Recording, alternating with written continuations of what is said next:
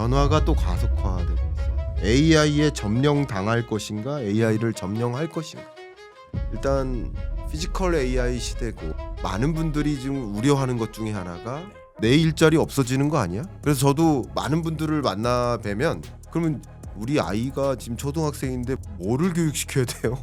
이런 질문 정말 많이 해. 우리가 해줘야 될 게 뭘까를 생각하는 게 되게 중요한 것 같아요. 그렇다면 과연 그들에게 우리가 뭘 알려줄까라는 건 AI 기술이 아니라 인간의 호흡과 인간다움을 알려줄 수 있을 때 알려줘야 돼요. 남들과 똑같은 AI 베이스로만 갈 거냐, 아니면 기존의 세대들이 가지고 있었던 생각과 철학을 조금 알고 있는 상황에서 움직이느냐는 저는 비즈니스 되게 다를 거라고 생각해요. 지금 그럼 가장 큰 문제가 누구냐? 냉정하게 말하면 지금 취업하는 취준생들, AI가 시니어를 줄이고 있는 게 아니라 주니어를 줄이고 있는 거예요. AI를 누가 잘 쓸까를 생각을 해보세요. AI를 주니어가 잘 쓸 것 같으세요? 시니어가 잘 쓸 것 같으세요? 여러분 안녕하세요. 오늘 경익난과 토론합시다. AI 대가라고 불리시죠. AI 영역에서 정말 많은 기업들에게 자문과 컨설팅과 강연과 정말 무궁무진 바쁘게 보내시는 소장님을 어렵게 모셨습니다. 네, 안녕하십니까? 네, 안녕하세요. 반갑습니다. 김덕수 네. 소장입니다. 저희 네. 채널은 처음 출연하셨으니까 네, 맞습니다. 인사 한번 부탁드리겠습니다. 네, 안녕하세요. 구독자 여러분. 복잡하고 어려운 IT 기술 쉽고 재미있게 설명드리는 IT 커뮤니케이터 김덕진 소장이라고 합니다. 이 경제 읽어주는 남자가 있다면 저는 IT 읽어주는 남자다. 이렇게 좀 보시면 좋을 것 같고요. 네. 최근에는 이제 AI 분야가 워낙 핫하다 보니까 다양한 AI 기술에 대해서 소개도 드리고, 또 제가 계속 해왔던 게 실은 이제 데이터 분석하고 컨설팅이다 보니까 이걸 좀 기업에 어떻게 적용할지 이런 것들도 소개드리고 있고요. 그래서 뭐 책도 쓰고 학교에서 강의도 하고 그러면서 열심히 살고 있습니다. 감사합니다. 네, 감사합니다. 오늘 기대가 많습니다. 많은 분들이 정말 궁금증이 있으세요. 네. 일단은 지금 이 순간 가장 큰 여러분들의 궁금증, 그 궁금증은 AI 버블인가? 지금 첨예하게 이렇게 싸우고 있어요. 버블이다, 네. 아니다. 뭐 굳이 나눈다면 거품론과 유망론 뭐 이렇게 해볼까요? 일단 뭐 둘 다 근거는 있어요. 저도 네. 그렇게 생각이 돼요. 근데 소장님은 이 AI 영역에서 그 수많은 시간 동안 연구를 하시면서 네. 지켜보셨을 때 그냥 소견 어떤 견해를 갖고 계신지 여쭤보고 싶습니다. 뭐 이렇게 말씀드릴 수 있을 것 같아요. 뭐 거품이냐 아니냐보다는 그냥 네. 이제 시작에 가깝다. 이렇게 설명드리는 게 AI 좋을 것 이제 같습니다. 시작이다. 네, AI 이제 시작이다. 네. 왜냐하면 저희는 지금 챗 GPT라고 하는 녀석만 계속 생각을 했잖아요. 네. 그런데 그것보다 훨씬 더 큰 영역인 에이전트 AI, 피지컬 AI 영역이 오고 있기 때문에 만약에 지금 필요한 GPU의 양이 10이다라고 하면은 에이전트나 피지컬로 가면 정말로 100으로도 모자란, 그러니까 지금보다 10배 더 있어도 모자란 수준의 어떤 학습이나 추론이 필요한 시기가 옵니다. 네. 그리고 그게 짧은 시간에 와요. 2, 3년 안에도 계속 오기 때문에 그런 관점으로 보면 이제 시작이다. 뭐 이렇게 말씀드릴 수 있을 것 같고요. 실제로 이게 뭐 저만의 얘기가 아닌 게 최근에 이 AI 기술 좋아하시는 분들은 아시겠지만 AI가 계속적으로 발전하고 있거든요. 그래서 원래 우리가 알고 있는 챗GPT 같은 걸 보통 생성형 AI 이렇게 얘기를 해요. 생성형 AI는 예를 들면 제가 글 써줘 하면 얘가 글 한마디 써주잖아요. 근데 이제 보통 이제 그 다음 단계로 우리가 보고 있는 에이전틱 AI란 말이에요. 그렇죠. 그럼 에이전틱 AI는 이제 어떤 식으로 구동하는지를 보면 이런 거예요. 제가 글 써줘가 아니라 나 이거에 대해서 좀 궁금해라고 하면 그 궁금증을 풀기 위해서는 어떻게 할까라고 AI가 스스로 생각을 해요. 네. 근데 AI가 혼자 생각하는 게 아니라 팀 단위로 생각을 합니다. 그렇죠. 그러면 생각하는 이제 어떻게 보면 팀장이 있는 거예요. 그럼 팀장 AI가 우리 지금 대표님이 궁금해하시는 게 있네. 그럼 그 궁금해하시는 거를 어떻게 풀까라고 이제 단계를 생각을 해요. 맞아요. 그다음에 단계에 따라서 그럼 첫 번째 일은 첫 번째 AI가 해라고 AI한테 던져줘요. 두 번째 일은 두 번째 AI가 해라고 던져줘요. 그럼 그렇게 여러 AI가 한 다음에 답변을 취합해서 정리를 한단 말이에요. 그럼 생각을 해보면 그전에는 하나의 AI가 단순히 한마디만 써주는 거였으면 지금은 이제 팀 단위의 AI가 동작을 할 거잖아요.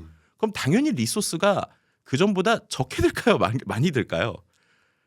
간단히 엄청나게 생각해도 많이 들죠. 그죠? 엄청나게 많이 들 거잖아요. 네. 실은 이제 최근에 그 클로드라고 하는 걸 만든 엔트로픽이라는 회사가 계속 이런 연구를 많이 하는데 우리가 기존에 그냥 하나로 쓰고 있는 AI가 이런 팀 단위로 뭔가 일을 끝까지 해내는 구조가 되면 기본적으로 지금보다 토큰이라고 그러죠. 말할 때마다 AI가 쓰는 이 토큰의 양이 적어도 수십 배, 많게는 100배 이상이 든다. 네. 왜냐하면 결국에는 이 토큰을 많이 쓸수록 똑똑해지는 게 AI이기 때문에라는 거고요. 그렇죠. 그렇다면 말씀드린 대로 토큰을 많이 쓰려면 우리가 말하는 GPU와 인프라가 많이 필요하니까. 그러니까 오히려 이제 그런 에이전트 AI 연구하는 곳들은 지금 우리가 말하는 빅테크들의 카펙스 투자 규모는 오히려 적은 편이다. 앞으로 더 많이 필요하다는 얘기를 계속 주장하고 있는 상황입니다. 말씀 감사합니다. 네, 거기까지가 지금 에이전트고요. 예. 그런데 이제 이번에 우리 깐부 치킨 이슈가 있었잖아요. 네, 갑자기 네. 젠슨왕이 와서 막 GPU 26만 잔 준다고 그러고 막 이거 네. 무슨 얘기야 이러고 하는데 피지컬 AI로 가면 이것보다 훨씬 더 많이 필요합니다. 그렇죠. 예, 왜냐면은 지금 우리는 글자 수준인데 이제 피지컬 AI라는 거 생각을 해보면은 이제 이 녀석은 우리가 말하는 로봇이 움직이거나 여러 가지 상황이 움직여야 되잖아요. 근데 이제 이것도 이제 방식이 다른 거죠. 예전에는 우리가 어떻게 보면은 이 AI라고 하는 게 이렇게 나오기 전에 로봇을 만약에 움직인다라고 하면은 똑똑한 천재 같은 사람이 로봇을 직접 프로그래밍을 해가지고 움직이게 했어야 됐단 말이에요. 네. 예를 들면은 제가 이거를 로봇이 여기에 있다가 펜을 이렇게 집어요. 그럼 집는 걸 어떻게 프로그래밍 할까라고 하면 두 가지를 했어야 됐거든요. 하나는 이렇게 집는 거를 공학적인 원리로 말로 일단 설명을 할 수 있어야 돼요. 네. 그러니까 이게 아무나 할 수 있는 게 아니죠. 정말 그렇죠. 똑똑한 천재만 하는 거죠. 그렇죠. 그리고 이거를 잡는 걸 설명을 말로 한 걸 또 컴퓨터의 언어인 코딩 언어로 프로그래밍을 해야 돼요. 그렇죠. 그러니까는 데이터 만들기도 어렵고 요렇게 동작하는 걸 만들었다고 치더라도 얘가 요렇게 잡는다거나 네네. 아니면은 이렇게 잡는다거나 이건 전혀 다른 얘기였던 거예요. 네. 그래서 이걸 하나하나 다 프로그래밍을 했어야 됐거든요. 근데 이제 생성형 AI가 나오니까 뭐가 되느냐? 생성이잖아요, 생성. 그러니까 뭔가 만드는 거잖아요. 그래서 이제 데이터를 어떻게 만들기 시작하냐면요. 쉽게 말하면 애플 비전 프로 같은 거 낍니다. 네. 끼고 사람이 이렇게 봐요. 사람이 직접 이걸 짚습니다. 또 놔요. 짚습니다. 놔요. 이렇게 30번 정도 해서 GPU에다 넣습니다. 네. 엔비디아에 있는 코스모스 같은 플랫폼에 넣어요. 네. 그러면 얘가 영상으로 학습을 해요. 네. 그래서 이 영상을 보고 이 앞에 있는 걸 이렇게 짚는 거구나라는 걸 학습을 하거든요. 근데 중요한 건 이 동작을 30번만 보는 걸로 끝나는 게 아니라 이거를 증강시켜요. 그러니까 생성을 하는 거죠. 그렇죠. 그래서 이걸 잡기 위해서 사람은 지금 이렇게 했는데 요렇게도 할 수 있겠구나. 네. 요렇게도 할 수 있겠구나라는 걸 영상 데이터로 계속 만들어요. 그렇죠. 그러면은 이 AI가 예전엔 하나하나 프로그래밍을 해줬어야 됐는데 그 영상을 보고 학습을 하는 거예요. 네. 그래서 그 영상에 있는 걸 지가 알아서 컴퓨터의 언어인 코딩 언어로 바꾸는 겁니다. 그럼 우리가 코딩을 안 해줘도 행동을 주거나 말을 주면 컴퓨터의 언어로 인식을 하는 거예요. 네. 그럼 그러고 나서 그 데이터를 갖고 로봇이 학습을 하는 거예요. 예. 그러고 나면 이제 그 다음에 로봇이 이걸 보고 있으면 스스로 이걸 집을 수 있게 되는 겁니다. 그렇죠. 이렇게 하려면 예. 기존의 챗GPT는 텍스트 중심이잖아요. 네. 그 데이터라고 해봤자 인터넷에 있는 대부분의 텍스트 데이터 몇 기가 몇십 기가잖아요. 얘는 데이터 양이 얼마큼 될까요? 영상이니까. 그냥 몇 배, 몇백 배 수준이 아니라 그렇죠. 그냥 그 가늠하기가 어려울 만큼 몇천억 배 막 이럴 것 같은데요. 정말로 그 정도라고 보시면 될 거고 몇천, 몇만 배, 몇십만 배 예. 이상이고 예. 더 중요한 건 이걸 학습시킬 때 GPU를 한 장 쓰느냐, 두 장 쓰느냐, 그렇죠. 세 장쯤에 따라서 학습 속도가 말도 안 되게 차이가 나요. 그렇죠. 예를 들면 로봇이 똑같은 상황에서 예전 GPU인 A100 같은 걸로 한 30시간 학습시켜도 로봇이 이거를 이렇게 못 잡고요. 이렇게 떨면서 잡거든요. 이렇게 떨면서. 네. 그런데 우리 이번에 얘기한 블랙엘 한 4장 정도를 갖고 7시간 안쪽으로 학습을 시켜도 얘가 꽤 부드럽게 잡습니다. 네. 그래서 결국에는 이제 GPU가 제대로 동작할 수 있는 프로세스가 있고 우리가 이렇게 만들 수 있는 데이터를 영상을 끼고 움직이고 그거를 인프라에서 확장을 시켜주면 네. 예전처럼 로봇이 하나하나 하는 걸 프로그래밍을 안 해도 꽤 그럴듯하게 움직이기 시작을 하겠구나. 물론 마지막에 보정은 좀 사람이 해줘야 되는데 그런 형태로 움직이려면 인프라가 어마어마하게 필요하겠죠. 그렇겠죠. 네, 그래서 지금 그걸 할 수 있는 게 어딜까라고 볼 때 네. 우리나라 제조가 엄청나잖아요. 그렇죠. 그러니까 이제 자연스럽게 지금 보면은 젠슨왕이 우리나라에 관심이 있고 또 한 가지 또 재미있는 사실은 엔비디아에 지금 젠슨왕 자녀들 친척들이 좀 다니거든요. 네. 그 친구들이 최근에 다 로보틱스 분야로 다 갔어요. 그러니까 자기의 어떻게 보면 가장 아끼는 가족들을 다 그쪽 부서로 배치했다. 네. 라는 것 자체가 피지컬 AI나 로보틱스 분야로 갔다는 것 자체가 네. 앞으로 그쪽으로 가겠구나. 어. 그러고 가면은 당연히 GPU가 더 많이 필요하겠구나. 라고 그냥 직관적으로 생각해 볼 수 있을 것 같습니다. 아, 좋습니다. 음. 그러니까 특히 피지컬 AI 영역으로 이 AI 시장이 확대될 걸 생각해 보면 네. 아직은 피지컬 AI 영역으로 시장이 확대될 조짐이 이제 시작된 거예요. 그렇죠. 근데 지금까지는 피지컬 영역으로 갔기보다는 소위 말하는 스크린 안에서 스마트폰 안에서 앱의 형태로 소프트웨어의 형태로 AI가 구동되어 왔는데 네. 이제 물리적 공간 안에서 사람과 융합되는 그 공간 안에서 이제 AI가 작동되는 그렇죠. 그죠? 자동차와 만나고 로봇과 만나고 이런 환경으로 가면 GPU는 더 많이 요구된다. 너무 중요한 말씀 주셨는데 네, 제가 이어서 이런 질문 드려도 될까요? 네네네. 저는 이제 드릴 말씀이 있거든요. 음. 제가 젠슨 왕 CEO가 한국에 왔는데 물론 그 GPU 26만 장이 한국에게도 정말 뭐 단비와 같다라고 저는 엄청난 선물이라고 생각을 하는데 네. 역시 엔비디아 입장에서도 한국이 필요했다라고 저는 그림을 그렸거든요. 그래서 제가 여러 가지 고민을 해봤는데 그 저는 숙제를 해결했어요. 엔비디아는 왜 한국을 선택했을까? 답이 있더라고요. 혹시 먼저 저요? 수장님 혹시 생각이 비슷한지 한번 맞춰보시라고 비슷한지? 예, 저 여기다 적어놓을게요. 그죠. 약자로 적어놓을게요. 네. 저는 이제 제일 크게는 두 가지죠. 네. 하나는 아까 말씀드린 대로 이 엔비디아 역시도 피지컬 AI로 가야 그렇죠. 그래야 GPU를 많이 쓸 거잖아요. 네. 그럼 피지컬 AI를 어디서 할 수 있을까라는 걸 보면 미국은 아시겠지만 서비스 기업은 많지만 제조가 그렇게 막 강력하거나 우리처럼 막 많이 있진 않잖아요. 네. 그러니까는 이게 좀 애매한 거예요. 왜냐하면은 지금 테스트를 해봐야 되고 여러 가지 실험을 봐야 되는데 뭔가 완성된 솔루션을 가지고 들어가는 게 아니라 되게 작은데 이게 많이 들어가야 된단 말이에요. 네. 그럼 그럴 때 약간 좀 애매한 게 있어요. 그러면 솔직히 말하면 중국이거든요. 근데 중국하고는 할 수가 없잖아요. 미중 무역 갈등 그렇죠. 때문에. 그렇다면 데이터를 만들고 이 그 피지컬 AI를 테스트할 수 있는 나라가 전 세계적으로 보더라도 우리나라 같은 데가 없어요. 없다. 그러니까 이제 우리나라에 있는 수많은 제조 라인, 특히나 이제 이 피지컬 AI의 장점은 큰 곳도 있지만 작은 곳에 어떠한 예를 들면 이런 거죠. 우리가 말하는 일종의 컨베이어 벨트가 이제 한 2개 정도 있는 데에서 사람이 택배를 이렇게 정리하고 있는 걸 만약에 로봇이 들어간다라고 하면 이건 정말 작은데 하나하나 학습하는 데이터들이나 추론하는 데이터들 정말 많은 형태의 데이터가 GPU가 여러 곳 들어가서 이제 들어가야 되거든요. 그럼요. 그럼 그런 거 할 때 우리나라가 되게 좋은 거죠. 그래서 우리나라 관점에서 일단 좋은 게 하나 있고 두 번째는 이것도 되게 중요한 건데 GPU가 GPU만으로 안 된다라는 거죠. 그렇죠. 예. 중요한 말씀. 제가 생각할 때 지금 표정이 좋아지시는 거니까 저랑 좀 생각이 비슷하신 것 같은데. 비슷해요. 그러니까 예. GPU는 갈수록 GPU 자체는 너무 똑똑해지고 좋아지고 있는데 네. 이 GPU가 또 자세히 보시면 엔비디아가 왜 다른 데보다 잘하는가라고 네. 보면 이 GPU만 만드는 기술뿐만 아니라 NVLin크라고 그래서 이 보통 보면 우리가 데이터 센터가 조그만한 게 엄청 크잖아요. 예. 이 GPU들이 다 엮여가지고 한 번 연산할 때 이만큼을 다 한단 말이에요. 근데 이만큼을 다 하기 위해서 엔비디아가 지금까지 잘했던 건 요게 있는 GPU 서버랑 요게 있는 GPU 서버가 느려지지 않도록 요 두 개를 거의 하나처럼 완벽하게 연결하는 기술들 이런 것들 NVLin크라고 하는데 이걸 잘했거든요. 그래서 이거에선 되게 어떻게 보면 이 GPU와 GPU 간의 연결은 자기네 기술을 잘했어요. 근데 문제는 뭐냐? GPU는 빨라지는데 이 GPU랑 GPU를 연결시키는 여기서 병목이 어디서 생기느냐? 메모리에서 생기는 거예요. 메모리에서. 네. 그러니까 이 메모리도 똑같이 다 이게 고속도로가 팍팍 뚫려줘야 연결이 되잖아요.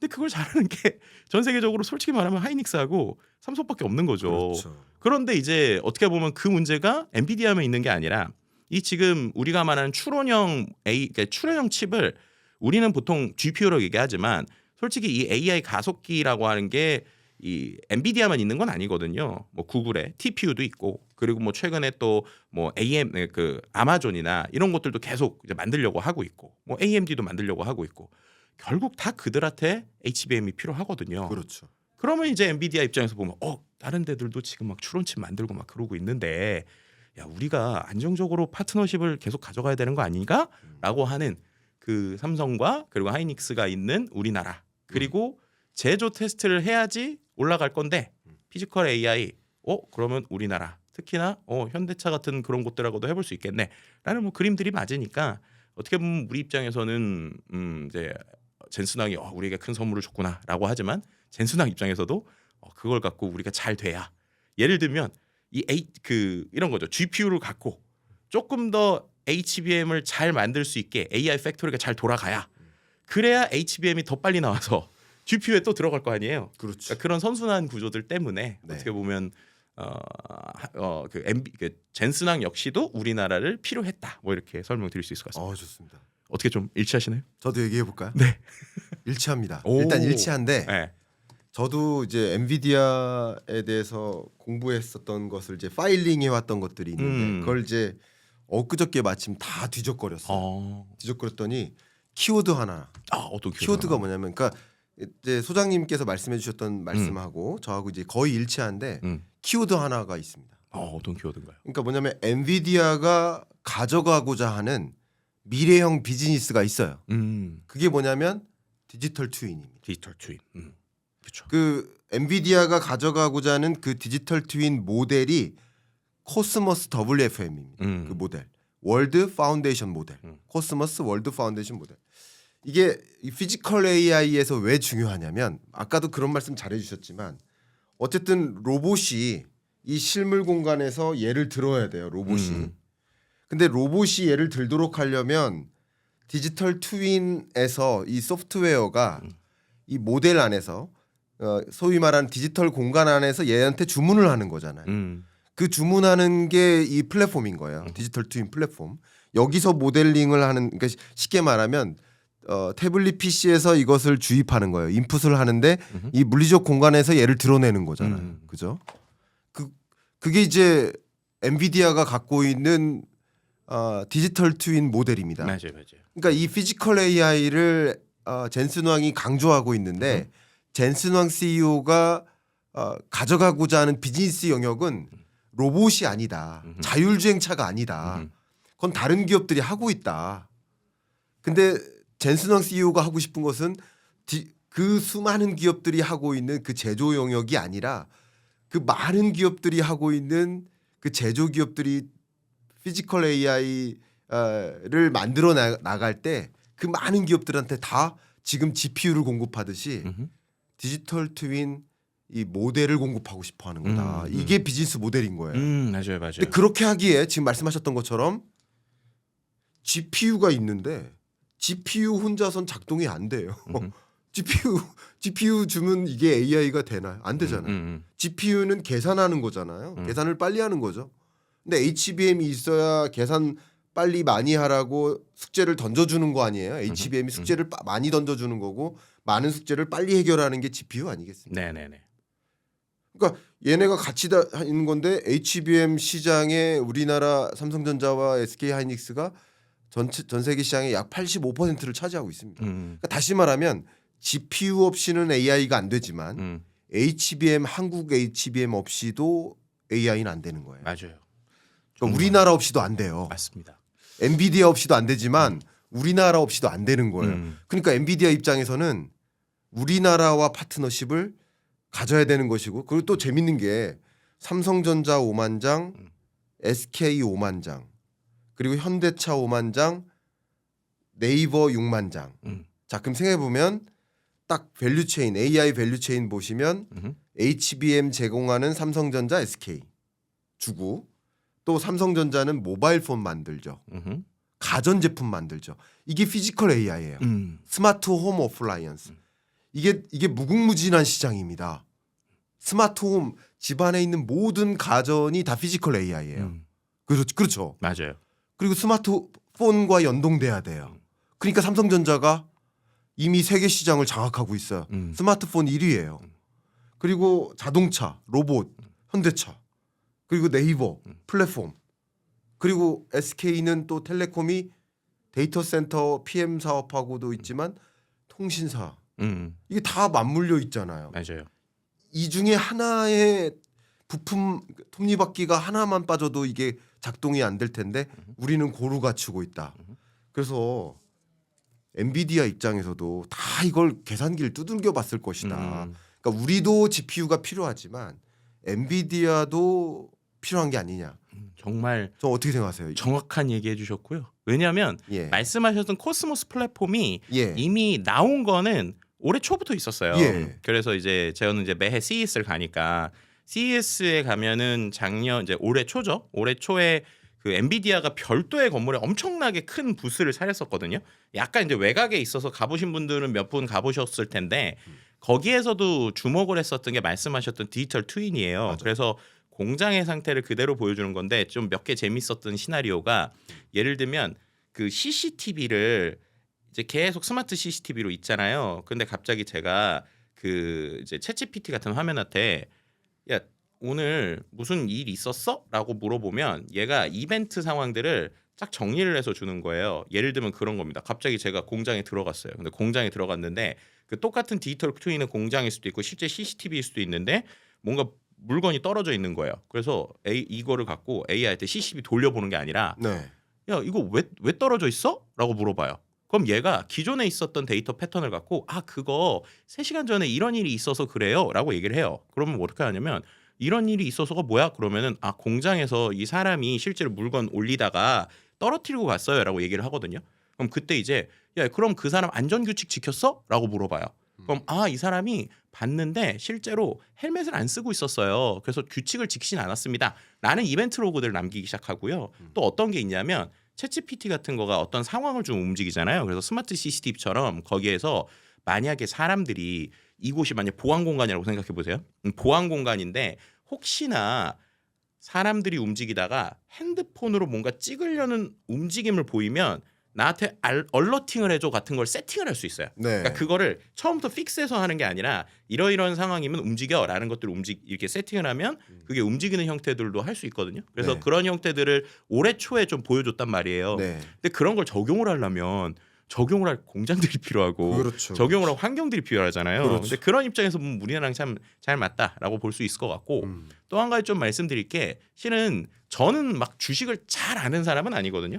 그런데 이제 제가 이제 봤었던 기업들 중에 나중에 보면 주가가 되게 많이 올라 있어서 신기하다 이런 회사들이 좀 있었는데 네. 지금 말씀 주신 것처럼 SK랑 현대에서 GPU 5만 장씩을 가져갔잖아요. 네. 그럼 그들이 이거를 갖고 자기들만 하지만 이제 어떻게 보면 통신 쪽이나 특히나 SK 같은 경우에는 이제 솔루션 회사들이 있잖아요. 그러면 말씀하신 것처럼 코스모스 플랫폼을 엔비디아에서 가져오고 거기다 GPU를 갖고 기업들의 컨설팅하는 것들을 하기 시작을 할 거예요. 그럼 이제 AI를 모르는 회사도 그런 곳들과 제휴를 해서 우리 공장에 어떤 식으로 세팅을 하면 될까요? 솔루션을 할 건가요? 라는 것들을 이제 그런 통신사 기반의 회사들이 할 거고요. 그다음에 이제 현대 오토베 제가 최근에 한 1년 전쯤인가요? 한 7개월 전쯤인가 현대 오토웨버에서 하는 어떤 좀 재밌는 솔루션을 봤는데 야 이게 되면 좋겠다라는 게 있었거든요. 네. 근데 그게 어떤 거였냐면 이미 POC는 끝났다고 했는데 예.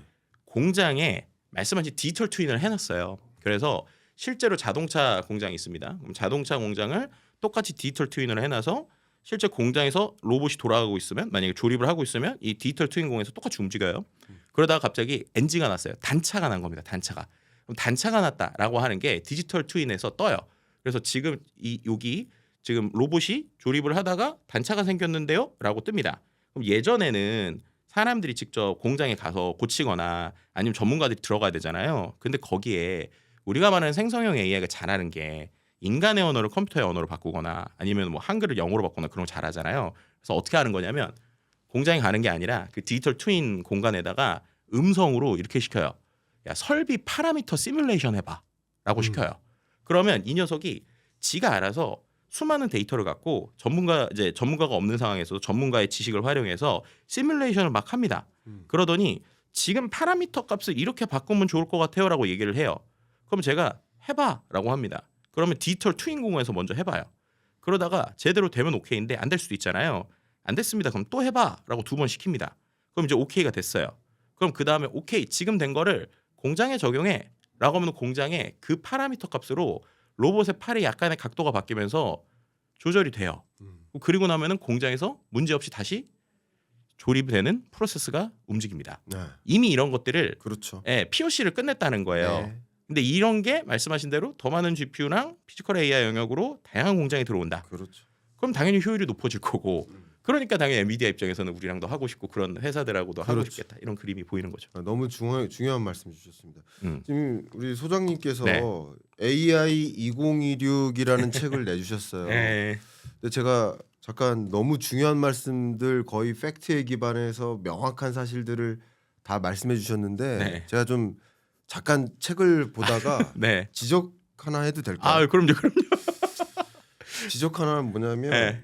이게 정말 무수하게 빠른 속도로 변화하고 있잖아요. 네, 네. 근데 왜 이 표지 사진은 안 변화하지 않습니까? 표지 사진 좀 너무 바꿔- 다르죠? 네. 왜냐면 이 네. 책 그 아마 되게 꽤 됐잖아요. 2024, 2025, 2024 때 사진하고 똑같아요. 아 그러니까요. 출판사가 저 책 네. 저 사진이 좋다고 자꾸 저걸 쓰시는데 근데 네. 재밌는 건 하나 있어요. 혹시 네, 이제 네, 네. 이제 사보신 분들 알겠지만 네. 요 앞에 로봇 있잖아요. 로봇. 네, 네. 이게 24, 25, 26 때 조금씩 달라져요. 아 로봇만 바뀌어요? 네, 처음에는 완전히 로봇이었거든요. 예, 예. 근데 갈수록 조금 사람의 느낌이 아, 나고 그래요? 있어요. 점차. 네, 아, 그래서 예. 이제 이 휴머노이드를 상징한 건데 네. 내년에는 좀 사진을 좀 네, 바꿔봤든지. 로봇은 바뀌는데 소장님은 변화하지 네, 않는다. 좀. 아, 제 얼굴은 많이 바뀌었지만. 그러니까 항상 이것저것 바뀌어도 변화하고 싶지 않은 것이 있거든요. 그것도 좋습니다. 네, 너무 좋습니다. 감사합니다. AI 2026 트렌드 활용백과 여러분들 정말 이 거대한 이 변화 속에 특히 AI 트랜스포메이션이라는 이 거대한 변화를 저는 솔직히 읽어나가지 않으면 안 된다. 이 거대한 변화를. 예, 이 변화에서는 도태되면 안 된다. 저는 그런 생각. 이 책을 읽든 안 읽든 그건 그럼요, 중요한 게 그럼요. 아닌데 네. 저는 정말 이 AI 트랜스포메이션이라는 이 변화를 읽어나가야 된다. 예, 저는 그런 생각은 정말 하고 있습니다. 예, 그래서 여러분들이 이 대담도 좀 도움이 되길 바라고 지금까지 말씀 나누신 것처럼 AI 거품이라는 단어 그 자체가 오히려 충격적이다. 오히려 AI 거품이라는 단어가 그런 생각도 저는 좀 들었습니다. 네. 자 이제 이런 또 질문도 좀 드려보고 싶습니다. 네. AI 거품이라는 단어가 어쨌든 시장에는 등장했어요. 근데 그 거품을 주장하는 근거들을 좀 쭉 보면 잠깐 한번 이해해 본다는 측면에서 네. 전혀 근거가 없는 것들은 또 아니에요. 그렇죠. 근거들은 좀 있어요. 그냥 그래서 뭐 소장님하고 지금 쭉 말씀을 나눠본 결과 거품보다는 좀 유망론에 좀 더 무게를 두고 계시긴 하는데 그래도 돌다리를 두드려 본다는 심정으로 거품론에서 우리가 좀 신경을 써야 된다. 어떤 부분이 좀 거품론이라고 좀 고개가 끄덕여지는 부분들, 좀 불안한 부분, 어떤 부분이 좀 왜 거품론에 고개가 끄덕여진다고 생각하시는지 궁금합니다. 그러니까 결국에는 네. 지금 우리가 이 AI 산업을 어디까지 확장해서 볼 것이냐라는 건데요. 네, 이제 생성형 AI라는 관점만 보면 네, 조금 오히려 불안해하시는 분들이 분명히 있는 건 사실이에요. 왜냐하면 오픈 AI가 네, 최근에 하고 있는 행보로 보면 네, 이제 너무 좀 불안할 정도로 맞아요. 좀 움직이는 게 있죠. 네. 왜냐하면 그 회사의 어떤 규모에 비해서 너무 많은 돈을 끌어온다거나 아니면 아시겠지만 마치 우리로 치면 돈 돌리기처럼 이렇게 맞아요. 서로 주고받으면서 분명히 그 안에서 하이프가 일어나고 있는 건 사실이에요. 맞아요. 근데 이제 거기서 우리가 이 오픈 AI의 행보와 그리고 이 AI 산업에 대한 걸 좀 보긴 해야 됩니다. 이렇게 설명드릴 수 있을 것 같은데 지금 이미 오픈 AI는 좀 대마불사처럼 우리 망하면 AI 다 망해 막 이런 식으로 갈 수밖에 없는 구조가 되고 있어요. 그러면서 네. 수많은 사람들과 연결이 되고 있는데 가장 큰 불안감의 시작이 어디였을까라고 생각하면 저는 GPT-5가 처음 나왔을 때 같아요. 네, 이게 무슨 말이냐면 기존에 우리가 챗GPT라고 하는 녀석이 처음 나온 게 GPT 3.5를 우리가 처음으로 챗GPT라고 불렀거든요. 네, 그러니까 그 전에도 GPT가 계속 나오긴 했어요. GPT-1, GPT-2, GPT-3가 나왔는데 챗GPT라는 게 처음에 왜 GPT 3.5를 챗GPT라고 불렀느냐? 그 전과 다르게 일단 인터페이스가 채팅 형태로 처음 나왔고요. 그리고 여러 가지 데이터들이 꽤 많이 쌓이고 그 안에서의 트랜스포머 모델들을 제대로 동작하다 보니까 상당히 그럴듯하게 말하는 녀석으로 바뀌었단 말이에요. 그리고 또 한 번 사람들을 놀래킨 게 GPT-4가 될 때였습니다. GPT-4가 될 때부터 이른바 이미지를 인식하고 그 안에서 대화를 하는 멀티모달 형태들이 되게 좋아졌고요. 그리고 음성 인식이나 이런 것도 상당히 좋아졌어요. 그때는 다른 언어 모델들과 이제 비유했을 때 이 GPT라는 능력이 정말 어떻게 보면 넘사벽이라고 할까요? 다른 데를 거의 좌절시킬 정도로 급속도로 성장을 했고 중요한 건 이 AI 모델의 성능의 가파른 진화가 GPU 많이 주고 데이터 주면 계속 좋아지는구나라고 할 정도로 정말 끝도 없이 성장을 했거든요. 네. 그런데 이 모델의 성능이 어느 순간 정체되기 시작을 한 거예요. 그러니까 예전하고 다르게 데이터를 엄청 많이 주고 GPU를 많이 주는데 더 똑똑한 게 정말 세상을 바꿀 정도가 잘 안 나오기 시작한다는 불안감이 GPT-5 때 처음으로 보여진 거예요. 왜냐하면 보통 앞에 숫자가 바뀌면 사람들이 기대하잖아요. 그렇죠. 야, GPT 3.5 때도 4 때도 그랬는데 오면 또 세상 바꾸는 거 아니야? 막 그랬거든요. 그리고 실제로 그 오픈 AI의 샘 알트먼도 나오기 전에는 야 나는 진짜 너무 기절이다. 이 정도면 막 세상 바뀔 것 같고 막 엄청난 또 막 스포들을 했어요. 근데 막상 나왔는데 사람들이 느낄 때는 별 변화가 없는데 뭐 그냥 조금 더 좋아진 것뿐인데라고 느낀 거예요. 그러니까 이제 사람들이 야 뭐야 가장 앞에 프론티어 모델이 생각보다 약한데? 라고 이제 느끼는 거죠. 네. 그런데 그 상황에서 아시겠지만 올해 또 딥시크가 있었잖아요. 예전보다 훨씬 더 작은 돈으로 그렇죠. 꽤 비슷한 성능이 나온다니까 프론티어 모델이 앞에서 달려주면 어떻게 보면 야 이게 봐. 그 예를 들면은 그런 그 딥시크가 나왔어도 우리가 봐봐 그 다음으로 이렇게 말도 안 되게 가잖아라고 하면 사람들이 야 더 똑똑해지겠구나 이럴 거잖아요. 네네. 그런데 최신 모델이 생각보다 성능이 안 나오는 거예요. 그렇죠. 그러니까 이제 그러면 가성비 좋은 애들이 금방 따라오겠는데? 그럼 이제 더 이상 투자를 덜 해도 되는 거 아닌가? 라고 하는 이제 생각들이 있으니까 그렇죠. AI가 더 똑똑해질 게 없으면 야 이거에서 끝나면 더 투자하는 게 의미가 있어? 라는 이제 거품이 생기기 시작하는 거죠. 그렇죠. 그런데 이제 여기서 우리가 이걸 오픈 AI만으로 보면 그렇게 되는데 네. 이 생태계가 어떻게 흘러갈까라고 보면 네. 아직은 좀 더 길이 있다라는 걸 볼 수 있어요. 네. 제일 대표적인 게 그 틈을 파고든 구글의 이제 약진이죠.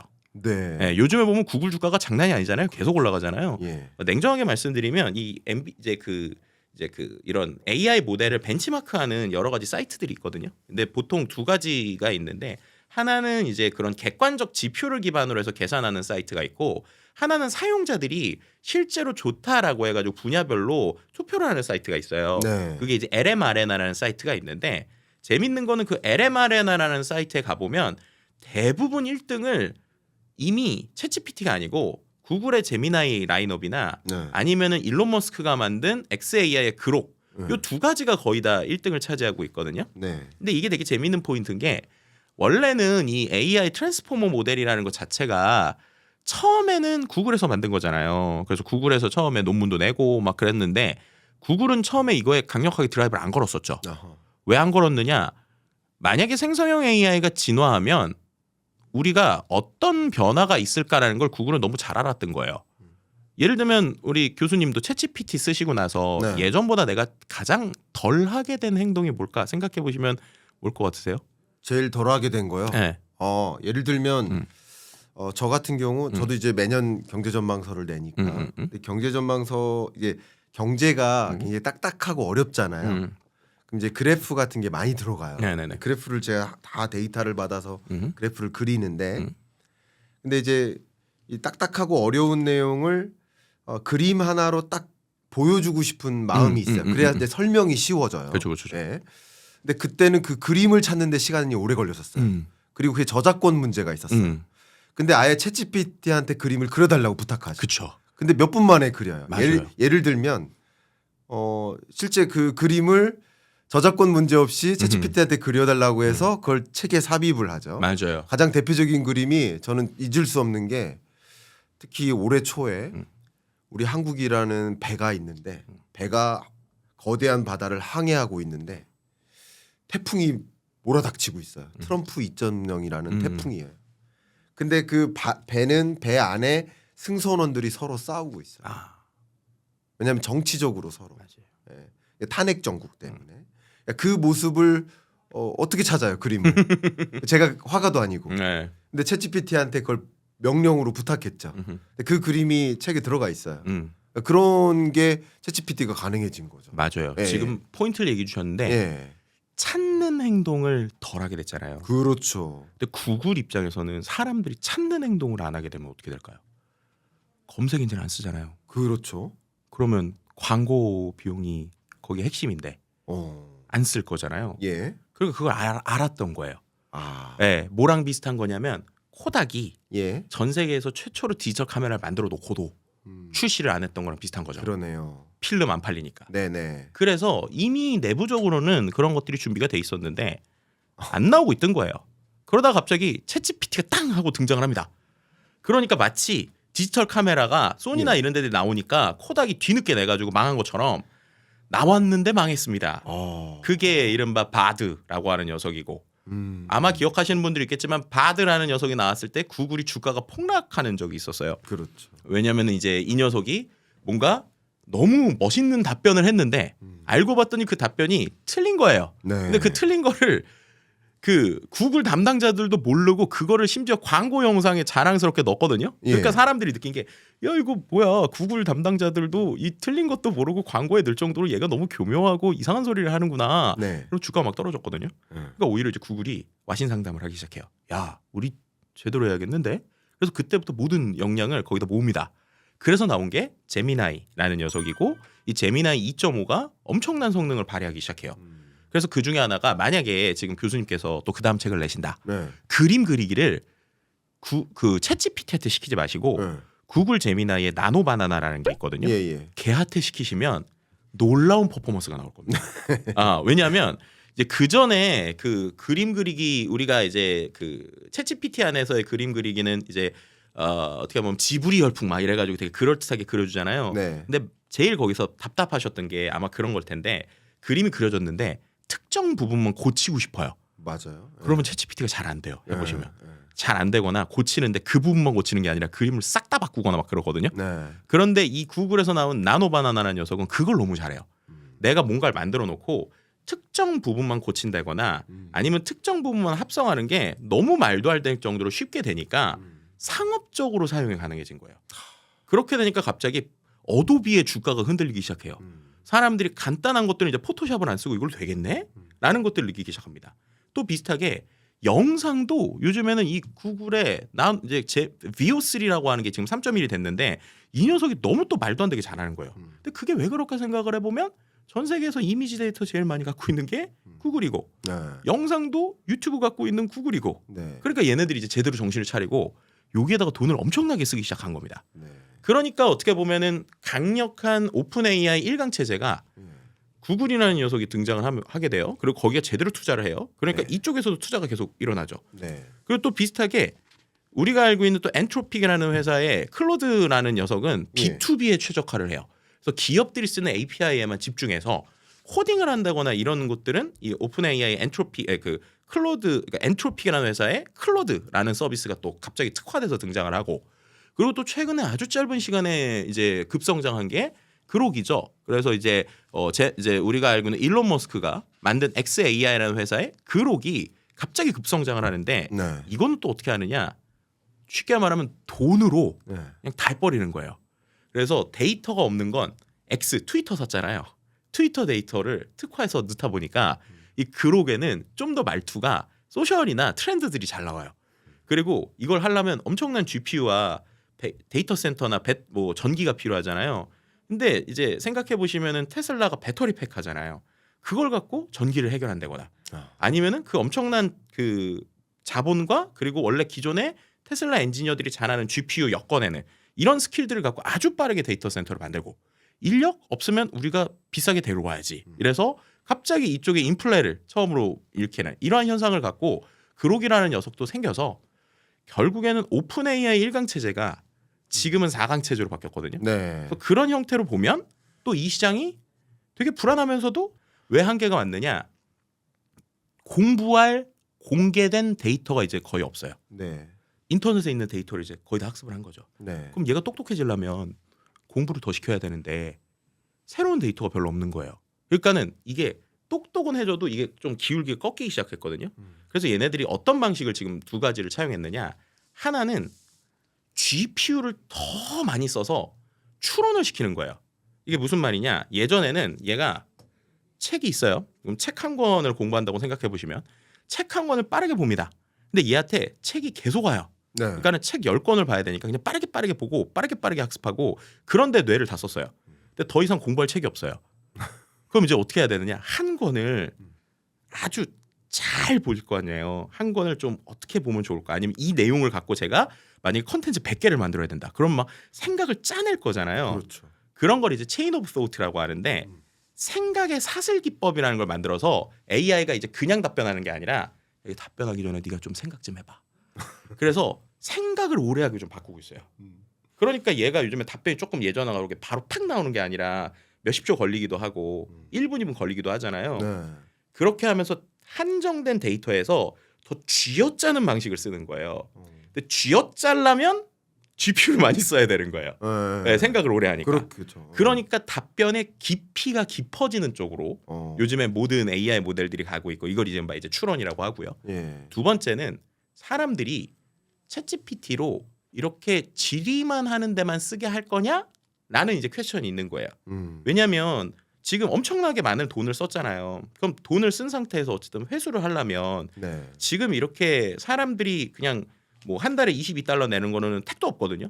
그럼 이 사람들한테 돈을 벌게 해야 되는데 네. 결국에는 생각을 해보시면 인터넷 비즈니스는요. 예. 항상 돈은 다 광고와 커머스로 벌리거든요. 네. 그거 말고는 솔직히 제대로 된 게 없어요. 예. 뭐 우리가 뭐 유료 구독이라고 하지만 그 유료 구독의 파이는 어떻게 보면 작은 거죠. 예를 들면 유튜브로 치면 유튜브에서 사람들이 유료로 프리미엄 가입하는 게 높아지더라도 네. 그것보다는 광고 수입이 훨씬 크잖아요. 그렇죠.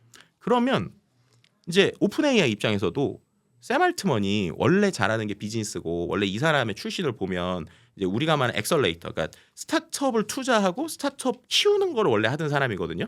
본인도 창업자긴 하지만 그러니까 이런 머리가 좋아요. 그래서 이제 그 오픈 AI, 그러니까 샘 알트먼이 예전에 에어비앤비에도 투자하고 막 이랬던 사람이란 말이에요. 네. 그럼 그 플랫폼 비즈니스를 키울 줄 아는데 지금 오픈 AI 챗GPT 사용자가 8억 명이 넘었어요. 그러면 전 세계 8억 명이 어떤 행동을 바꾸면 바로 돈이 되는 걸 아는 거예요. 그래서 요즘에 어디에 집중하느냐? 플랫폼 비즈니스랑 커머스 쪽으로 갑니다. 그래서 아직 우리나라엔 적용이 안 됐는데 미국에 지금 뭐가 시작됐냐면 챗GPT 안에서 바로 결제가 돼요.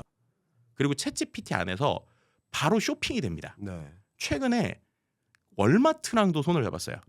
그러면 사람들이 이제 챗GPT 안에서 나 공부하려면 뭐 해야 돼? 이러면 공부의 영만 알려주는 게 아니라 경제 공부를 하려면 당연히 경제 읽어주는 남자의 책을 사야 됩니다. 라면서 바로 쇼핑 링크가 떠서 하이프링크로 가는 게 아니라 그 안에서 구매하고 결제하는 거에 끝납니다. 네. 그러면 기존에 있었던 이커머스를 먹겠다는 거예요. 그렇죠. 그죠? 예. 그리고 또 뭐가 하나 더 있느냐? 기존에 있었던 앱스토어 같은 플랫폼의 형태도 여기다 넣으려고 하고 있어요. 예. 이미 올해 이제 그 추석 시즌 때 네. 그 오픈 AI에서 발표한 거에 보면 예를 들면 지금은 제가 만약에 챗GPT로 여행 예약을 하고 싶어요. 네. 그럼 여행 예약을 한다고 하면 얘가 여행 동선까지는 짜주는데 그거를 갖고 뭔가 예약을 하려면 별도의 예약하는 사이트로 넘어가야 되거든요. 네. 예를 들면 만약에 여러분들이 스마트폰 안에서 챗GPT 앱 안에서 뭔가를 찾았다고 생각해 보세요. 네. 그럼 그 안에서 내가 예약하는 게 이 안에서 끝나는 게 아니라 네. 이게 바깥으로 넘어가면 귀찮고 복잡하잖아요. 네. 그런데 요즘에 이제 뭘 만들기 시작하느냐? 트립닷컴 이런 애들이 이 안에 들어오기 시작해요. 그래서 그냥 제가 여행을 하려고 한다라고 하면은 트립닷컴 버튼을 눌러놓으면 트립닷컴 앱으로 넘어가는 게 아니라 이 앱 안에서 챗GPT 앱 안에서 안쪽에 트립닷컴이 동작을 하면서 그 안에서 추천을 받고 요약을 받아서 결제를 하기 시작해요. 네. 그럼 이게 정확하게 앱스토어, 우리가 말하는 슈퍼앱 구조입니다. 그러니까 이 안에다가 다 넣고 있고 지금 계속 협업자들을 모으고 있거든요. 그럼 오픈AI 입장에서는 나중 되면 무료 사용자들 많아도 이 안에 들어오는데 광고 수수료, 그다음에 그 안에서의 앱 결제 수수료, 그 안에서의 뭐 카드 결제 수수료로 돈 다 버는 그림을 그리고 있는 거예요. 네. 근데 거기서 이제 하나의 엣지가 있는데 예. 이 모든 걸 할 때 제일 큰 엣지는 기존에 있었던 거랑 그럼 얘가 뭐가 다르냐? 얘는 나한테 철저히 맞춤형으로 준다는 거예요. 맞춤형으로. 혹시 교수님 그런 거 요즘 느끼어 보신 적 없으세요? 챗GPT 계속 쓰다 보면 네. 얘가 나를 너무 잘한다. 얘가 나한테 어느 순간부터 막 김광석 교수님이 이렇게 얘기하거나 네. 어느 순간부터 막 경제 읽어주는 남자 이렇게 얘기하는 거 느껴보신 적 있으세요? 가끔 네. 저를 배우로 착각하는 거. 농담입니다. 네. 농담입니다. 아, 배우로 착각하는 이유가 솔직히 농- 데이터로 농담- 있어요. 농담입니다. 농담. 정말 진심을 네, 제 네, 네. 개그입니다. 개그. 아. 네. 가끔 개그를 이렇게 네. 하는데 또 싫어하시더라고요. 네.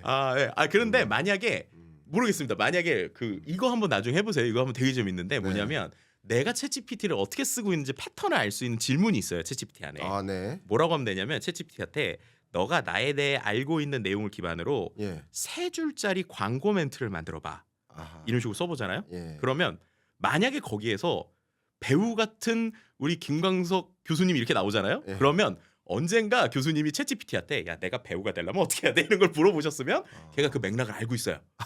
네. 그래서 이거 해보시면 되게 네. 자기가 민망할 정도로 얘가 막 칭찬을 엄청 잘해주거든요. 네. 근데 그게 왜 생겼을까가 중요해요. 왜 생겼을까가. 네. 예전에 초창기 챗GPT는 대화를 하면 대화창 안에서만 저를 기억하고 음. 없어졌거든요. 그래서 네. 이 대화를 없애거나 이 대화가 길어지면 제 어떠한 이야기를 했어도 얘가 까먹어요.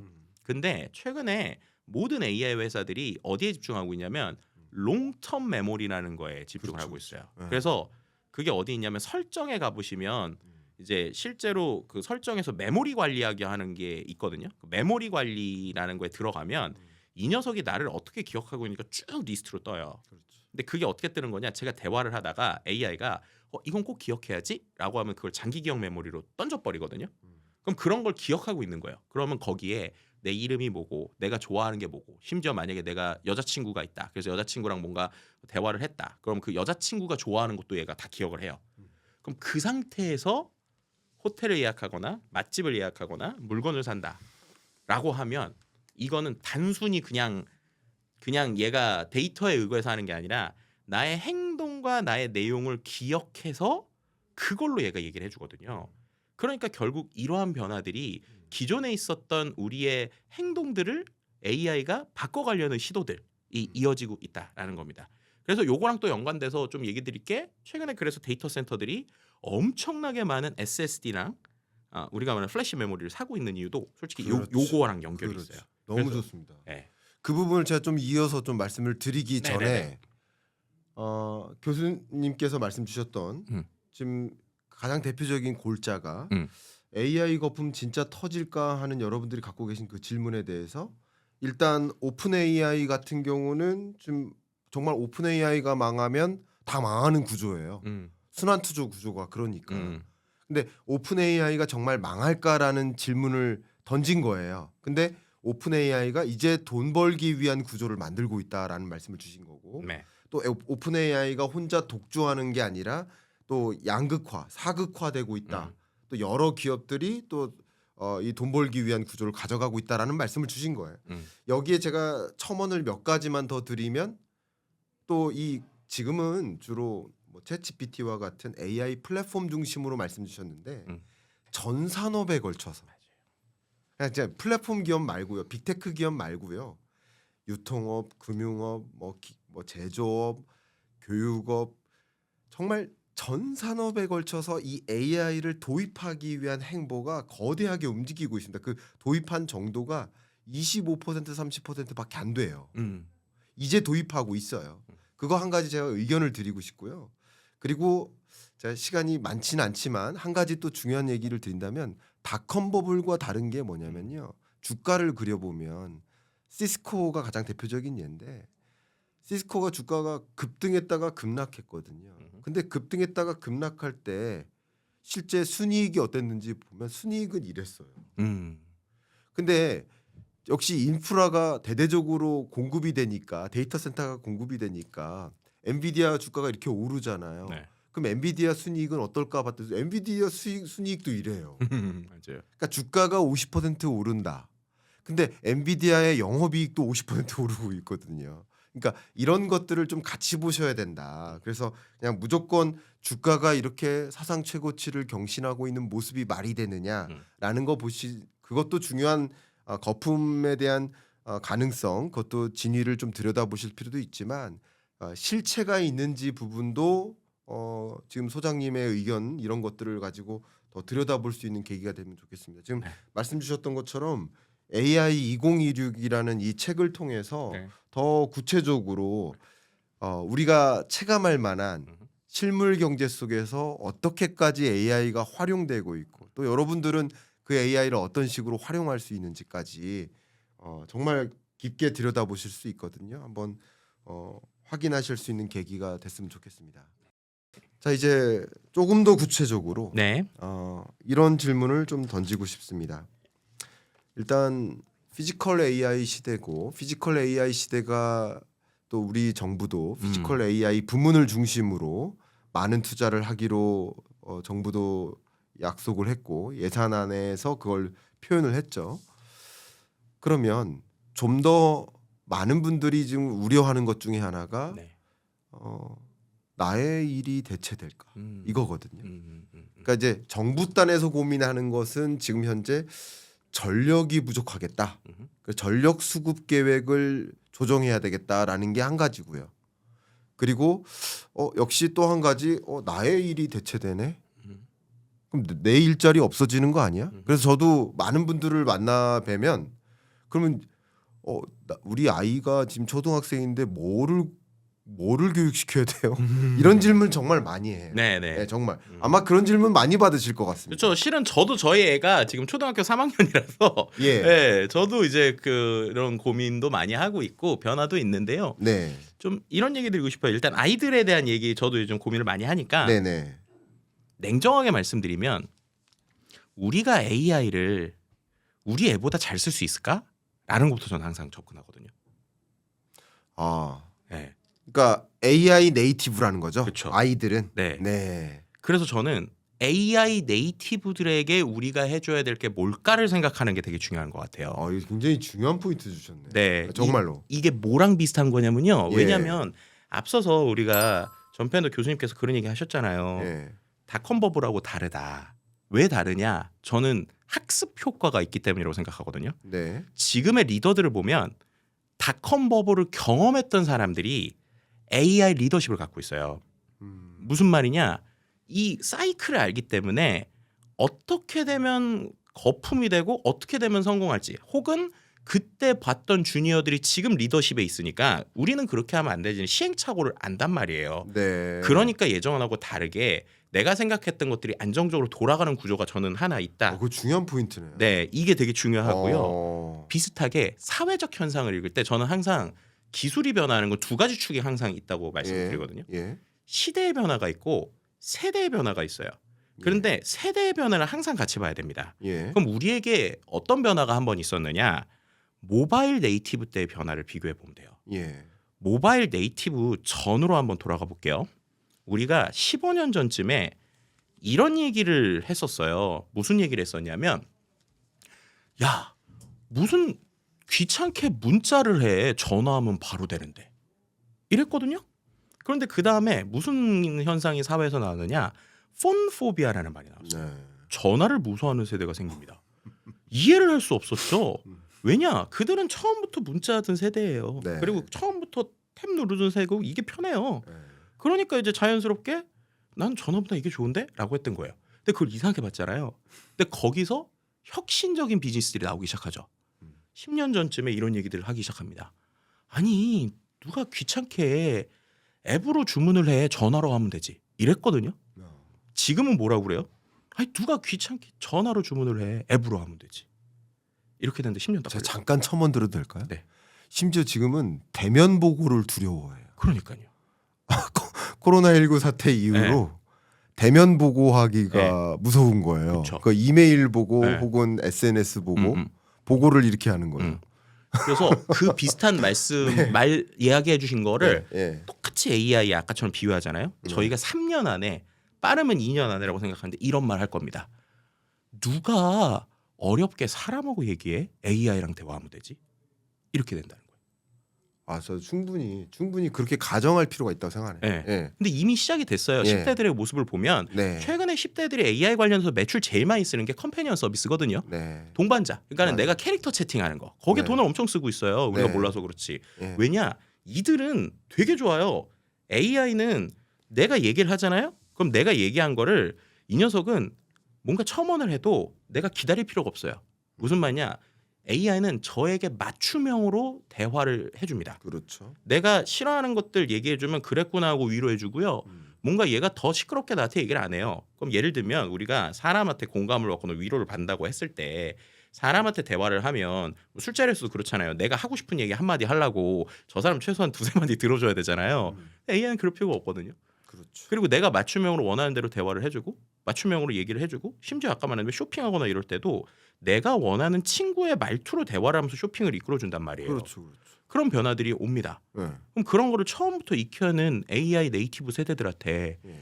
우리가 AI를 뭘 가르칠 수 있을까? 라는 거 저는 잘 모르겠어요. 중요한 포인트예요. 네. 제가 한 가지 음. 실제 사례를 말씀드리면 네.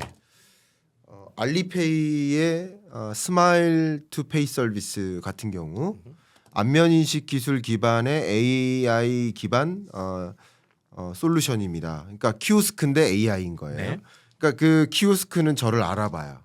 얘가 나를 알아보니까 저의 소비 패턴을 이미 알아요. 그렇죠. 그래서 만약에 사람한테 주문하면은 저 아이스 아메리카노 주세요. 설명해야 되는데 키오스크는 저를 기억해요. 아이스 아메리카노 마시는 걸 이미 알고 있어요. 그래서 뭐라고 물어보냐면 아이스 아메리카노 드실 거죠? 그럼 저는 뭐예요? 예스 하면 돼요. 그 지급 결제는요. 이미 카드가 등록되어 있죠. 맞아요. 그러니까 예스만 하면 모든 게 끝나요. 그럼 자 커피숍 갔다. 예스 끝이에요. 근데 점원한테 하면 설명하고 카드 꺼내고 다 해야 돼요. 그러니까 사실은 키오스크를 이용하는 게 더 편리해지는 거죠. 그러니까 지금 도소매 점포업에서도 AI를 활용하기 시작한 거예요. 지금 일례지만 그러니까 이제 AI 네이티브 같은 경우는 더 이상 사람을 통해 주문하기 싫어지는 거죠. 그렇죠. AI 네이티브 맞아요. 이 사례만 들어도 이런 거죠. 네. 네. 그렇다면 과연 그들에게 우리가 뭘 알려줄까라는 건 네. AI 기술이 아니라 저는 뭐라고 생각하냐면 그렇기 때문에 인간의 호흡과 인간다움을 알려줄 수 있을 때 알려줘야 돼요. 네, 그래서 저는 실은 저희 아이가 아까 말씀 초등학교 3학년이라고 했잖아요. 전 저희 아들한테 지금이니까 할 수 있는 거 신문 읽히고요, 네. 종이로 글 쓰고요. 예.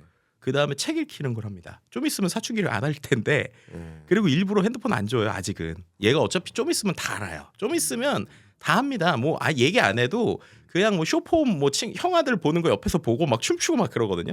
근데 그럼에도 불구하고 인간적인 호흡을 주는 이유가 그게 지금 베이스에 깔려 있어야 어차피 AI 네이티브로 가면 좀 있으면 얘가 이제 중학생만 돼도 AI 기술 막 쓸 거거든요. 근데 그 기저에 이제 남들과 똑같은 AI 베이스로만 갈 거냐 아니면 기존의 세대들이 가지고 있었던 생각과 철학을 조금 알고 있는 상황에서 움직이느냐는 저는 비즈니스 되게 다를 거라고 생각해요.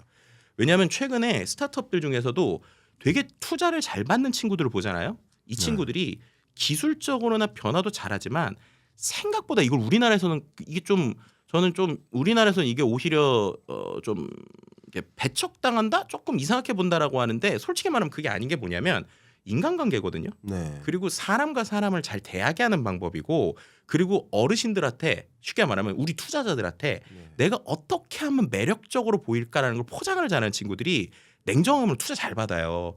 근데 이게 미국도 그렇거든요. 근데 우리는 자꾸 그런 뭐 인맥, 뭐 학연 막 이래서 그러는데 자세히 보시면 미국도 끌어주는 사람이 끌어주고 이스라엘도 그렇고 네네. 결국엔 그러면 내가 수많은 기술은 빨리 움직일 거예요. 그리고 아이디어들은 다 가져갈 겁니다. 그럼 그런 상황에서 과연 내가 결국 투자를 받으려고 하거나 내가 움직이려는 그 사람과 사람과의 호흡, 깊이 이런 것들을 우리가 어떻게 알려줄 것인가 그리고 그런 것들에 대해서 이 AI 시대에 더 어떻게 알려줄 것인가를 고민해야 돼요. 네, 저는 그래서 그런 것들에 대해서 되게 요즘 많이 고민을 하고 있고요. 중요한 말씀이십니다. 네, 비슷한 통찰이 예를 들면 그렇기 때문에 오히려 그렇게 고민하고 생각을 하는 시간들이 AI를 더 잘 쓰게 돼줍니다. 왜냐하면 요즘에 AI를 어디까지 어떻게 쓸까에 대한 되게 연구들이 많거든요. 네. 그런데 벌써 이제 우리나라에서 일어나고 있죠. 대학생들이 막 AI 갖고 막 이제 막 컨닝하고 막 이런 것들 네, 그런 것들 일어나고 연세대. 있잖아요. 네. 자, 그런데 네. 이게 좀 생각을 해볼 게 그럼 역으로 그들이 그렇게 할 때 우리는 왜 그들이 그거를 그렇게 하게 놔뒀을까라는 거예요. 그러니까 가이드를 주지 않았기 때문인 거예요. 쉽게 말하면. 그러니까 우리가 할 건 AI 기술을 알려주는 게 아니라 이것이 생겼을 때의 사회적 변화가 일어날 거를 보고 그 안에서 그들한테 우리가 지금 알려줘야 될 윤리나 변화나 흐름 혹은 단계별에 대한 교육이 필요한 겁니다. 그래서 제일 큰 것 중에 하나가 뭐냐면 최근에 이 의사 선생님들도 계속 그런 고민을 하는 거예요. 그래서 의사분들이 AI를 어떻게 쓰면 좋을까에 대해서 되게 많은 연구를 하다가 좋은 논문의 가이드가 있어서 제가 그걸 차용을 했는데 3단계로 써야 된다는 거예요. 3단계로. 그래서 오히려 3단계는 AI의 능력이 아니라 내가 지금 어느 포지션에 따라서 AI를 3단계로 써야 된다는 겁니다. 네. 내가 만약에 지금 병원으로 치면 레지던트 혹은 완전 주니어예요. 네. 완전 주니어한테는 어떤 가이드를 주냐면 AI는 정답지가 아니라 참고서라는 거를 생각해라 라는 가이드입니다. 일부러 그렇게 훈련을 시키는 거예요. 왜냐하면 네. AI한테 질문하면 답변 막 나오잖아요. 그럼 만약에 아이들이 그냥 아무 생각 없이 AI한테 넣어가지고 이게 맞구나라고 하면 그 이상 확장이 안 되거든요. 그러니까 일부러 주니어 때는 이건 참고서야 거기까지만 써라고 교육을 시키는 거고 네. 이제 팀장급이 됐어요. 그러고 나면 AI를 일종의 토론자로 쓰는 겁니다. 토론자. 이건 뭐냐면 AI한테 정답을 달라고 하는 게 아니라 AI한테 내가 어떤 내용을 물어보고 그 내용이 나온 거를 비판적으로 보면서 계속 이게 맞는 거야? 라면서 계속 둘이서 검증하면서 파고드는 거예요. 그렇게 되면 정말로 같이 토론을 하고 훈련을 하면서 실제로 내가 내 역량을 늘릴 수 있게 쓰는 겁니다. 네. 그리고 정말 그 이후에 내가 이사급이나 어떠한 내가 실제로 지식을 많이 알게 되는 예를 들면은 교수님 정도 된다. 그럼 그때서야 AI는 이제 진짜 동료가 된다라는 거예요. 왜냐하면 그때가 됐을 때는 나는 웬만한 걸 다 알고 있는데 네. 얘한테 던지면 새로운 시각과 시선을 받을 수 있는 거예요. 네. 네. 그럼 새로운 시각과 시선을 받았을 때 판단할 수 있는 근거가 이미 나에게 다 있기 때문에 예. 그래 너가 말한 거 이런 거 괜찮은 것 같아. 야 이건 아닌 것 같아라는 걸 구분할 수 있는 능력이 있다는 거죠. 그렇기 때문에 결국에는 AI의 발전과 상관없이 인간으로서 우리가 갖고 있는 역량들과 AI가 어떤 식으로 결합이 되고 어떤 순서로 우리가 로드맵을 가지고 움직여야 되는가라는 걸 교육, 조직, 정부에서 지금 다 고민을 해야 돼요. 네. 그래서 네. 오히려 그런 빠른 가이드라인을 가지고 네. 어차피 기술은 잘 쓸 그 친구들한테 네. 우리는 어떤 단계로 AI를 바라보고 어떻게 움직일까에 대해서 아주 구체적인 로드맵들을 만들어줘야 됩니다. 충분히 가능해요. 그리고 네. 그런 것들을 잘하는 곳들이 이른바 AX, AI로의 전환을 잘하는 조직이고 네. 그렇다면 그들에게 어떤 단계로 움직일까라는 기업마다의 가이드라인들이 나와야 되는 시기이고 학습에서도 나와야 되는 시기다. 그래서 네. 저는 이제 그런 관점에서 아이한테 이제 그런 이제 어떻게 보면 지금 내가 할 수 있는 교육 시키고 그리고 챗GPT도 일부러 걔한테 혼자 안 쓰라고 해요. 왜냐하면 실은 모르시는 분들이 많아서 또 말씀드리면 챗GPT 약관에 써 있어요. 13세 이하는 사용 금지입니다. 현재. 네, 써 있습니다. 왜 그러느냐? 그것도 비싼 맥락이에요. 얘는 오답을 낼 수 있는 머신인데 이게 아이들이 그냥 혼자 쓰면 이게 정답이라고 착각한다는 거예요. 그렇죠. 그러니까 이 친구들한테 부모가 같이 쓰거나 같이 움직임을 줘야 된다는 거거든요. 그래서 네. 저는 AI로 놀 때도 제가 프롬프트 쓰고 예. 답변 나오면 저희 아이한테 계속 어떤 거 같아 이거? 뭔 거 같아? 이거 어떻게 생각해? 라는 걸 계속 일부러 물어봐요. 네. 그렇게 해서 생각을 확장시켜주는 훈련을 안 시켜주면 결국에는 잘 못할 것 같으니까. 중요합니다. 예. 그래서 저는 결국 우리가 AI로 움직임에 대한 두려움이 있다라고 하면 그거는 조금 AI 네이티브들한테는 오히려 우리가 줄 수 있는 것들을 가이드를 빨리 줘야 된다라는 게 생각이고요. 지금 그럼 가장 큰 문제가 누구냐? 솔직히 말하면 AI 네이티브들은 아니고 지금 제일 걱정해야 되는 건 냉정하게 말하면 지금 취업하는 취준생들, 지금 대학교 3, 4학년이 솔직히 제일 힘들 거예요. 어떤 이유일까요? AI가 예. 시니어를 줄이고 있는 게 아니라 주니어를 줄이고 있기 때문이에요. AI를 누가 잘 쓸까를 생각을 해보세요. AI를 주니어가 잘 쓸 것 같으세요? 시니어가 잘 쓸 것 같으세요? 생성형 AI를? 어려운 질문이네요. 그렇죠. 예. 되게 어려운 질문입니다. 네. 근데 이제 시니어 분들이 AI로의 교육을 꽤 많이 받고 계시리라 생각되거든요. 그런 면의 질문이실까요? 네, 그러니까 그 질문이? 무슨 말씀이냐면 예. 이제 AI를 쓰기가 너무 쉬워졌다는 거예요. 예. 예를 들면 챗GPT를 깔았어요. 그렇죠. 자, 예. 둘 다 챗GPT를 깐 상태에서 내가 업무를 잘 알고 있는 사람이 AI에게 하는 질문의 수준하고 그러니까. 이제 입사한 친구가 하는 질문의 수준이 누가 높을까요? 전자죠. 그렇죠. 예. 예전에는 쓰는 게 어려웠기 때문에 학습하는데 시간이 오래 걸려서 못 썼어요. 그러니까 이게 예. 일종의 이 산업 전략 그 기획자문회의 가면은 우리가 제안했었던 것이 뭐냐면 이게 업스킬 리스킬 전략이 기존의 이 레거시 영역에서 전문성이 있던 분들을 네. 업스킬 시키고 리스킬 시키자. 음흠. 그러니까 이미 예를 들어서 철강 산업에 혹은 자동차 부품 산업에 전문성이 있는 분이에요. 근데 AX가 전개되고 있잖아요. 그래서 예를 들어서 인력 구조 조정이 돼요. 그럼 이분들을 다시 재취업을 할 수 있도록 하는 동력원으로 만들어야 돼요. 그러면 그거의 업스킬 리스킬인데 오히려 이 자동차 산업이나 부품 산업이나 철강 산업에 대한 이해가 없는 디지털 영역에 역량이 있는 사람을 이쪽 레거시 산업의 역량을 갖추는 과정보다 이쪽 레거시 산업의 역량을 갖고 있는 사람이 AX 역량을 갖추는 게 훨씬 더 빠르다. 맞습니다. 그게 업스킬 리스킬 영역인 거거든요. 정확하세요. 네. 그래서 제가 3년 내내 말씀드렸던 게 뭐였냐면 AI는 이제 아는 만큼 보이는 게 아니라 써본 만큼 보인다라는 얘기를 드린 이유가 여기 있어요. 왜냐하면 안 써봐서 그렇지 한두 번 써보면 오히려 그 위력을 업무를 잘하시거나 내가 역량 있는 분들이 알아요. 그러면 어떤 생각을 할 수 있냐면 예전에는 내가 이거 하려면 적어도 주니어 한 5명한테 한 달 시켜야 되는 거 내가 그냥 말로만 맞아요. 시키면 얘가 1시간 만에 해오네? 그럼 난 뭘 할 수 있지? 라면서 역량이 커지니까 요즘에 제 주변에 50대 분들이 창업하신 분들이 꽤 많아요. 네. 왜냐하면 예전에는 되게 번거로운 것들 사람 다 써서 해야 됐는데 이렇게 하면 되겠네? 라고 본단 말이에요. 네. 그렇기 때문에 오히려 이 AI, 생성형 AI는 요즘에 이제 연구 논문들도 그런 게 나오더라고요. 저는 이제 직관적으로 봤는데 결국에는 내가 일을 잘 시키고 어떤 결과물에 컨펌을 할 수 있고 그런 것들을 직관적으로 고치거나 다시 해라고 얘기할 수 있는 사람들이 잘 쓰게 됩니다. 그래서 그분들한테는 오히려 기회가 열리고 있어요. 맞아요. 그럼 이제 뭐가 문제냐? 이제 취업해야 되는 친구들은 그런 기회가 없어지는 거예요. 이게 실제 사례인데요. 예. 참 안타까운 일인데 제가 어제도 이제 기자분들하고 이제 기자들이 이제 전화 오면 제가 커멘트를 많이 해드려요. 기사에 커멘트가 실리니까. 그렇죠.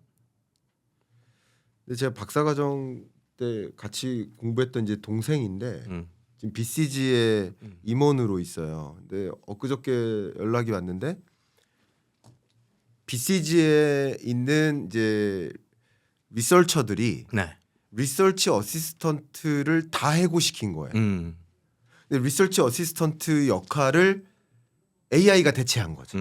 그리고 이 BCG 글로벌 차원에서 어시스턴트를 쓰지 마라, RA를 쓰지 마라, AI를 써라. 이게 가이던스예요.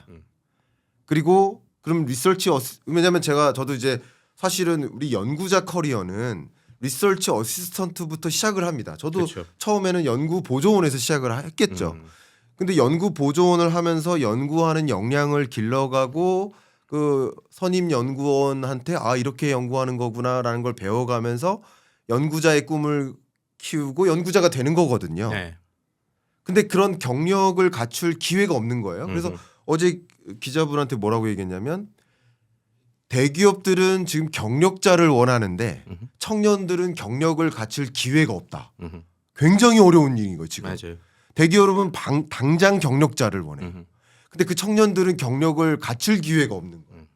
근데 그 말씀하신 대로 지금 이 챗GPT를 비롯한 AI 시대가 왔기 때문에 오히려 말씀하신 대로 청년들이 지금 취업을 준비하는 취준생들이 더 기회를 갖기 어려운 배경이 바로 그런 거네요. 네, 맞습니다. 그래서 제가 이제 이야기하는 게 결국에는 원튼 원치 않든 이제 지금의 청년들은 창업을 더 할 수밖에 없게 될 거예요.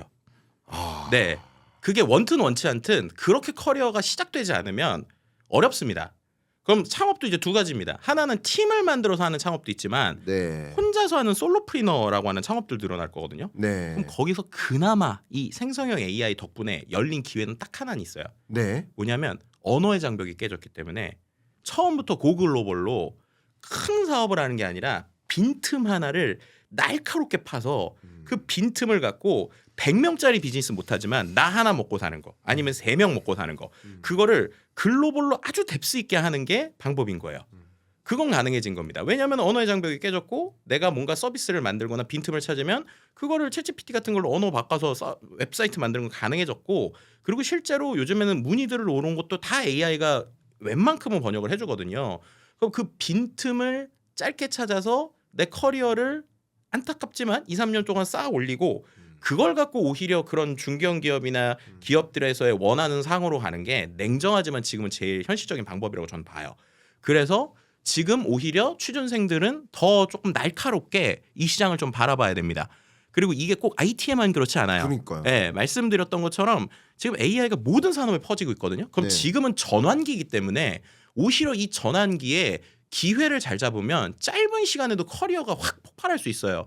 왜냐하면은 그거는 아직 사람들이 못 해본 영역이 많아요. 그럼 못 해본 영역은 결국에는 누가 시간을 밀도 있게 쓰고 그 안에서 그걸 날카롭게 파서 그 날카롭게 판 것을 나에게 어떤 식으로 사람들에게 보여줄 거냐. 근데 네. 예전하고 다른 거는 고글로벌이 처음부터 가능하기 때문에 100가지를 잘하는 한국 회사보다는 0.1가지를 뎁스 있게 잘 파는 글로벌 기업으로 성장할 수 있다는 거예요.